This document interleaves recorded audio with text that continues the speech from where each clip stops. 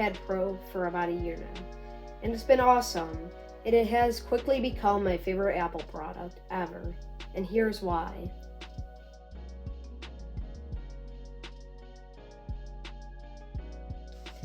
For the design, the iPad Pro's design is beautiful. It has ultra-thin bezels that wrap perfectly, symmetrically all around the iPad Pro's frame, with Face ID built into it. My favorite type of authentication. The iPad Pro's frame is awesome. It has an ultra-thin 5.9mm thick body with its squared-off industrial design that I really like, alongside a USB-C port for great compatibility with accessories and quick transfer speeds. Apple products are finally adopting the iPad Pro's great industrial design, proving how great the iPad Pro's design is.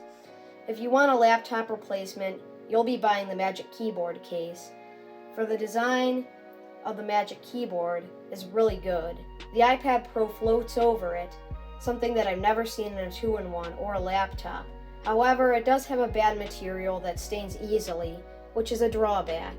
You also get the super convenient Apple Pencil that docks to the top of the iPad and charges. I really like this since it's always charged and there for use. I've really enjoyed the iPad Pro's design.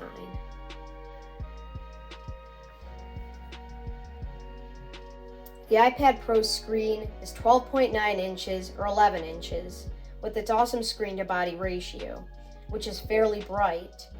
It is also very smooth with a 120Hz display, which no other Apple product has at the moment, and should definitely come to the iPhone 13 Pro this year.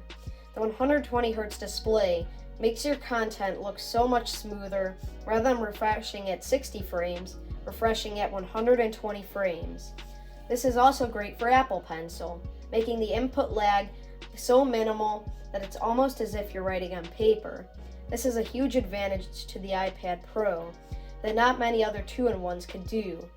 It really feels like the iPad is instantly responding to your input. After experiencing the iPad Pro's display, I absolutely love it, with its smooth, fluid 120Hz display. For the chip of the iPad Pro, it has the blazing fast A12Z chip. Basically the 2018 A12X, but with a couple of extra cores, not making the performance that much better than the iPad Pro's previous generation. The chip was pretty much made in 2018, but is still best in class in 2021, and much faster than most PC laptops, of course with the advantage of being a tablet and a computer at the same time. Don't be fooled with the iPads. Apple has really been upping their game with the iPad line, and you won't be disappointed in terms of app opening, multitasking, and overall performance of the iPad Pro. The chips really are up to the power of laptops, and most of the time even faster. It has been plenty quick for editing in LumaFusion and photo editing in Affinity Photo, making me wonder how powerful the A14X chip will be. Many people ask, can the iPad Pro really replace your laptop? Yes, it can, with great specs that won't struggle with the hardest task you throw at it. Now, with the Magic Keyboard, with its trackpad, something that you can never do on an iPad Pro before, you really start to see how great of a computer the iPad Pro can really be. For me in my video editing, it has been great for me. For your case, you may have a different opinion, but if you're a coder, don't even consider the iPad Pro. It simply doesn't support it, and probably won't be supporting it for a while. For speakers, you get amazing speakers that are super loud and super crisp sounding, and that are stereo, making it perfect for content consumption.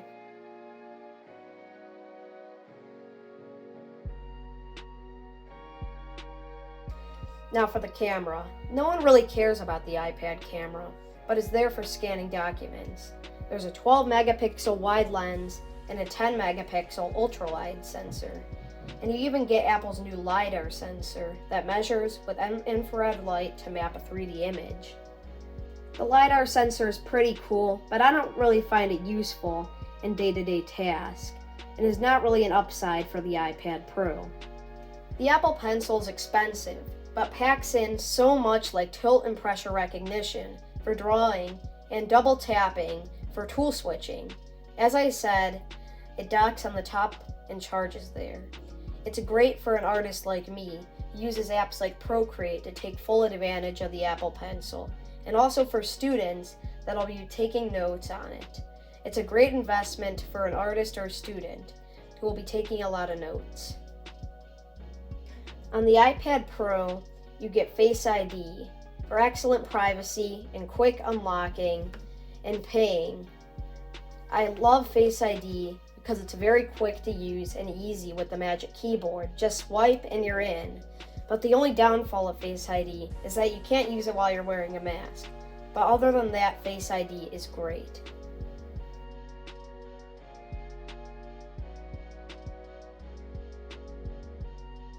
Now for the Magic Keyboard is the best. I've been writing scripts and editing on it. The keys are beautifully backlit. The keyboard has a nice tactile click. You also get an awesome trackpad with easy gestures on it, and it floats as I mentioned earlier. And it's on a sturdy metal hinge, and you get a pass-through USB-C port for charging. It's very convenient for charging while using the main port for accessories, and you need a charge. Overall, it's a great keyboard and is super useful for me and essential for the iPad being a laptop replacement. For the price of the iPad Pro, it starts at $800 and often goes on sale. But if you want the 12.9-inch model as shown in this video, that would come in at $1,000. But with the keyboard, $1,350, a ton of money, but I think it's worth laptop money. I absolutely love my iPad Pro. It's just the perfect product from Apple. I think it's peak Apple design and innovation.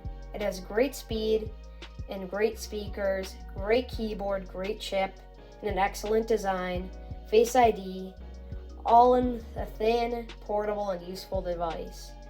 It's a great buy, but I recommend waiting a couple of extra months until the new iPad Pro comes out with a mini LED display and the A14X chip. Anyways, thanks for watching, like and subscribe, and I'll see you all very soon. Goodbye.